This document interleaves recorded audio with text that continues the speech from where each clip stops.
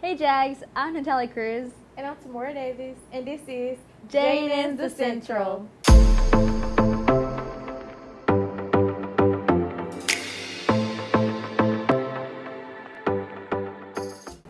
Tate Reeves recently signed legislation eliminating Mississippi's individual income tax. The Build Up Mississippi Act empowers the state workforce by not taxing their wages and gives Mississippi a competitive advantage when competing for new development projects.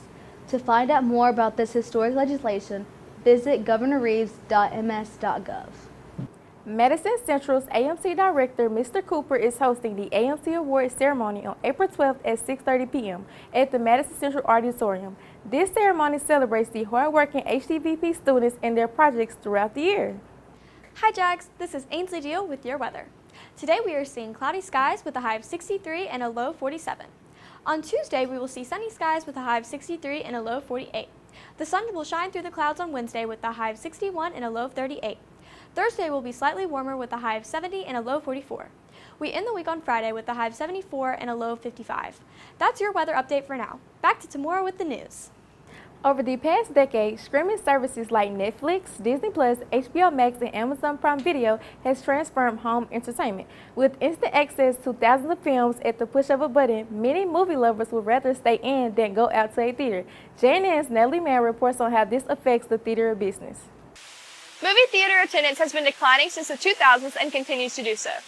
JNN investigates the reasons behind this steep decrease. Amy Page is a student at Madison Central High School. She has come to the theater today to watch Disney's live-action production of Snow White. I've probably been to the movie theater like 5 to 7 times throughout the year, going on dates and going out with friends and stuff. Whenever I was a kid, typically the movie theater was always packed, but now it's just more people would rather just wait until it comes out on Disney Plus or wait until it comes out on Hulu, and they don't really want to go to the movies. It's a lot. It's expensive too. Alana Odie is an employee of the Capri Theater. Alana aids in daily tasks to make sure the theater runs smoothly. I have been working at Capri Theater and also Highball since last summer. It was my first job coming out of high school, going into college. I would say when it comes to employees, our company personally, we don't have that many people that work at the Capri. There's I float, so I go between the Capri and Highball, but people that work just at the Capri, there's only 2 or 3. So yes, there's been a decline, major decline. We have more things now than we did back then to where you can watch movies at home for the same price in the comfort of your own home. So I think that's more appealing to a lot of people than coming to the movie theater and watching a movie, yeah. Movie theater attendances sadly keep declining and are now at an all-time low. Due to streaming services and the cost of tickets, attendance continues to diminish. This has been Natalie Mann with JNN. The third annual St. Patrick's Day race, Run the Rainbow, in downtown Jackson is an exciting event that supports children of Mississippi Hospital. JNN's Sela reports on how this event secures funding for those in need. Run the Rainbow is a race around Jackson, Mississippi. The profits from this race go towards the Children's Hospital of Mississippi. Ryan McCarty has been running in races for 5 years and participated in Run the Rainbow this year. I've been racing about 5 years now. The benefits of this race for the Children's Hospital, it's always a good cause to help the hospitals around here, especially the Children's Hospital. They do a lot of good work. Selena Daniel works at the Children's Hospital as the Associate Director of Administration and Finance Department of Pediatrics. She is also the race director. And I've always had it in the back of my mind, I really want to do something like this for children's. And then it was just perfect timing. I went and presented it, and they were like, ooh, do you want to take the St. Patty's Day Parade 5K that we used to have over? And so the first year we did a 5K, 10K half, and then the next 2 years we added the full, so we have the 5K, 10K half marathon and full marathon. The most important thing for people to know is we are the only children's hospital in the state of Mississippi. We cover the entire state, north, south, east to west. And so they need to know that not only do we cover one particular specialty, we cover them all. But we have a ton of children that participate with their parents, and some of them will even hand out some of the medals. Vicki Bradley is a delivery nurse at the Children's Hospital. I acquired my position at the hospital by applying and interviewing with the nurse manager. A typical day as a labor and delivery nurse, I'm taking care of patients that are going to have their baby that day, going through labor, managing their IV fluids, their epidural, communicating with the doctor, and being there as they deliver the baby and assisting the doctor with the procedures. The Rainbow was a huge success, raising over $135,000 for the Children's Hospital. If you want to learn more, visit www.ummc.com for more information. This has been Sela Waller with JNN.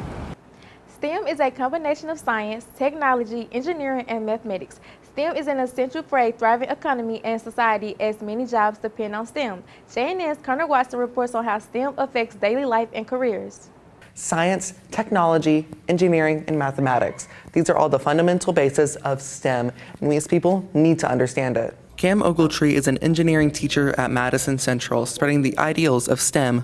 The main thing that engineers do is problem solving.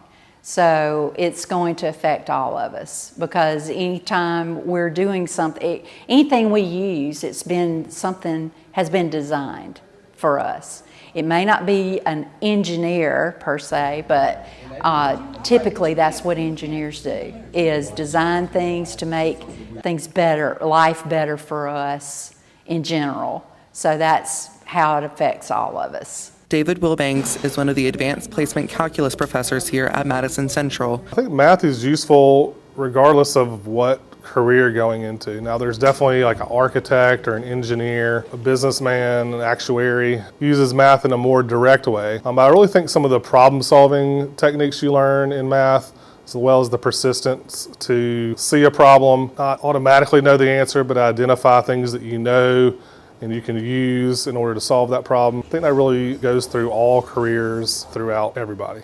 Chandler Lofton is a mechanic that deals with luxury cars and different automobiles. One of the things with the engineers, they have to take into account serviceability of the vehicle. They're always trying to make sure that we can access certain parts of the vehicle so that we don't have to charge so much. Say, if you make a certain part where it can't be accessed without removing the engine, it could cost Mercedes thousands and thousands of dollars in labor for us to have to pull it out. Everything they do, the more accessibility they give us to service and repair the vehicles, it saves Mercedes money.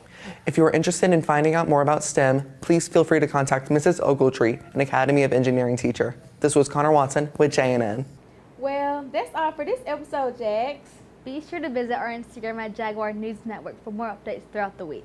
Until next time, I'm Tamora Davis. And I'm Natalie Cruz. And this has been JNN's The Central.